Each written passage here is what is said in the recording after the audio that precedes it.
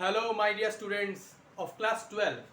Students, in the previous video I taught you about magnetic effects of current. Means whenever current passing through the wire, around the wire there will be a magnetic field, means magnetic field produced, and by use of compass you can determine or identify the magnetic effects due to the passing of current.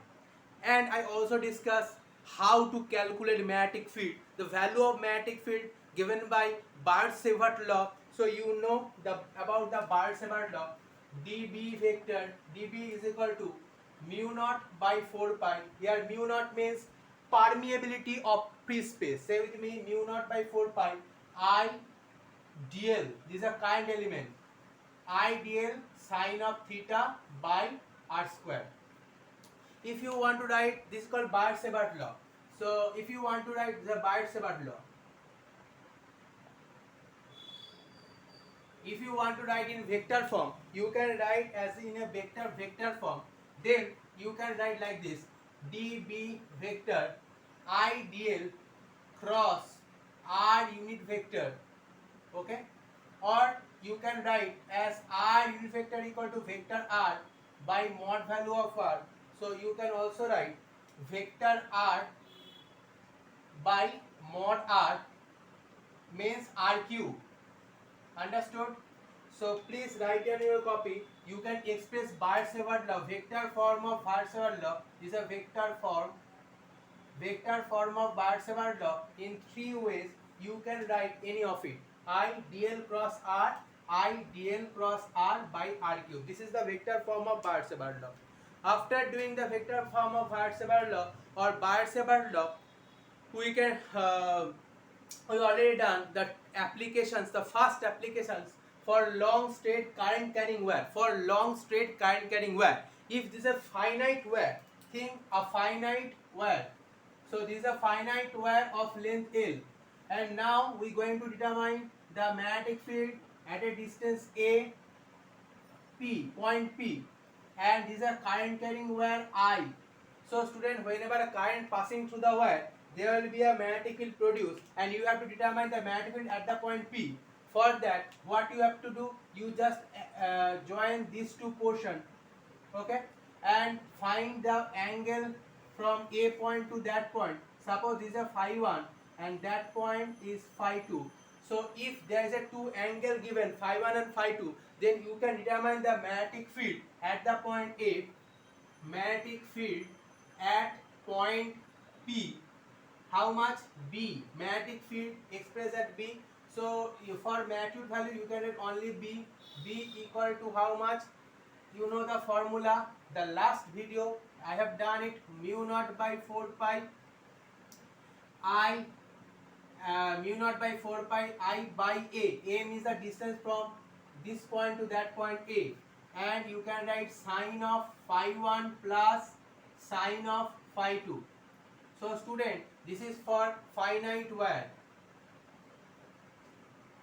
So you can determine magnetic field B, mu naught I by 4 pi A sine of phi 1 plus sine of phi 2, where phi 1 and phi 2 is the angle from this point to that point. Means you have to cover the whole wire. This is for the finite wire. Now we are going to do some case study related to this wire. Okay. So first of all, we need this formula first. So first of all, we'll write this formula, and then we're doing some case study regarding this formula. Okay, so let's do it. Student, first of all, I'll draw this formula. B equal to, for finite wire, how much? This is for finite wire. B equal to mu naught I by 4 pi A sine of phi 1 plus sine of phi 2, right? This is sine of phi 1 plus sine of phi 2. Now case 1. Student, case 1. Case 1. Suppose you have to find out the magnetic field.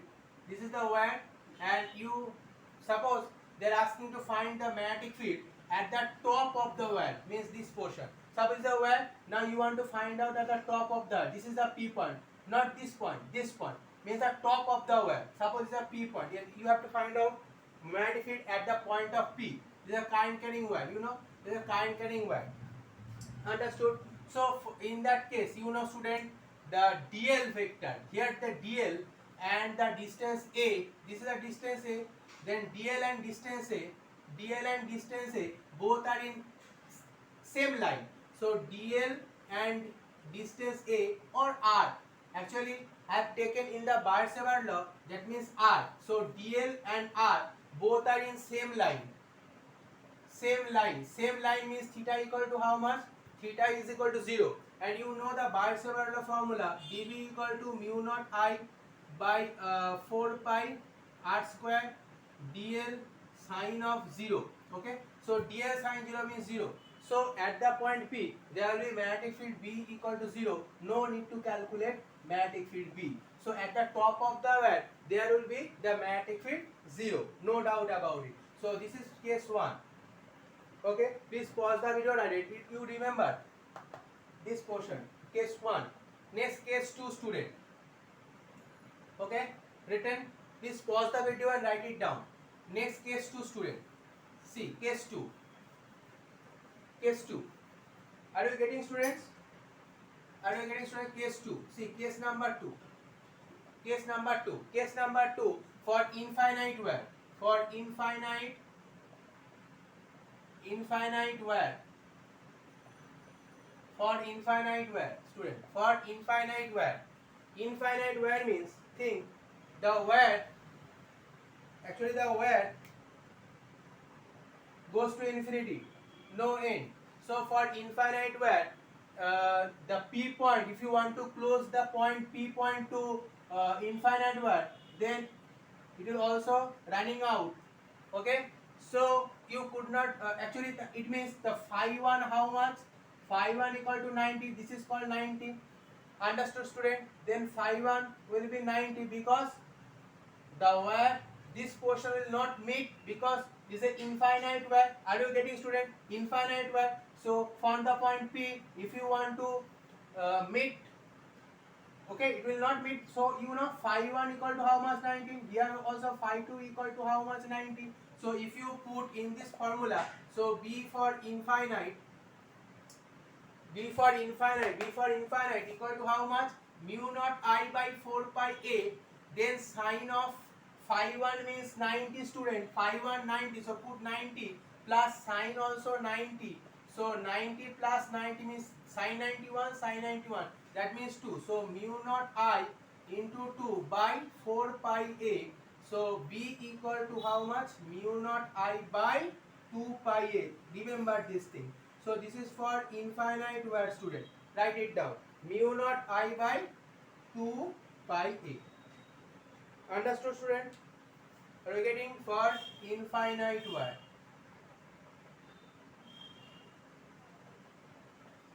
Okay. This is case 2. Next, case 3. Student, this case will help you for doing the numericals. Okay, in the next video I will perform some numericals regarding this. Okay, so next case 3, please pause the video and write it down. Next case 3. Okay, for semi-infinite wire. For semi-infinite wire. So what is semi-infinite, student? Suppose phi 2, you may off the phi 2. Please off phi 2 or eliminate phi 2. Think there is no phi 2. So that portion I completely remove it. And now what happened? There is no phi 2. End of this wire here. So this is only phi 1 is 90. No phi 2 here. So if you put in this formula, so there is no phi 2. So phi 1 90 and phi 2 is 0.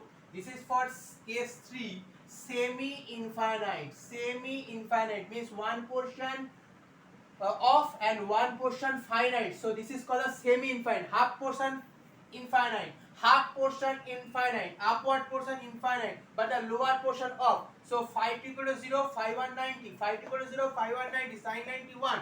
So you can write for semi-infinite. Semi-infinite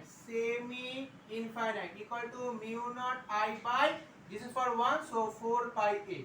Or student, you can do in another way. If b infinite equal to mu naught I by 2 pi a, then for semi infinite just multiply it by half, we will get the semi infinite. Student, in the next video I will perform some numericals regarding this. Okay, please do the previous thing, long straight wire, the calculation for long straight wire, from which you are getting this formula, and then the case study of this. Okay, so in the next video I'll perform some numerical regarding this. Thank you, students.